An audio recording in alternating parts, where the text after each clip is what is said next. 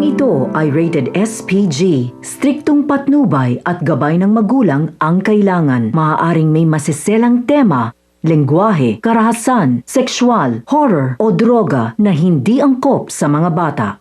Tuloy na sinundan ni na Enteng ang paggalaw ng tracker na nilagay nila sa bag na may pera. Kaya kahit saan magpunta si Fatima ay masusundan siya. Ngunit ayaw ni Tanggol na mapapahamak si Fatima, kaya ginawa niya ang lahat para iligtas ito. Nakikiusap si Tanggol kay Fatima na iwanan na sa kanya ang pera at tumakas na ito. Pero hindi papayag si Fatima. Talagang isasakripisyo niya ang kanyang buhay para lang sa perang ito. Kaya wala na ngang magagawa si Tanggol at ipapaubayan na lang niya kay Fatima ang pera. Ngunit ano nga ba ang mga reaksyon sa mga kaibigan ni Tanggol at ng kanyang ama na si Ramon sa oras na malaman nila na si Tanggol mismo ang nagligtas sa taong bumiktima sa kanya na walang iba kundi si Fatima? Samantala, mananalo nga kaya si David sa kanyang muling pakikipaglaban sa pagsusugal kay Miguelito? Nagbabaka sakali siyang maipalago pa niya ang pera at yaman ng mga kabalyero na naiwan sa kanya. Sa kabilang banda, muling nagbalik si Santino kasama ang kanyang grupo sa bar na kung saan nakipagkita siya kay Inigo dahil alam raw niyang sa bar na ito ay kikita sila ng malaki at siguradong mas maraming bumili sa kanila ng raid chaser. At sa pagbalik nga nila Santino sa bar, muli rin silang nagtagpo ni Erica. May napansin si Santino kay Erica. Sinabihan niya si Erica na sobrang nagmamayabang raw ito sa kanyang kasuotan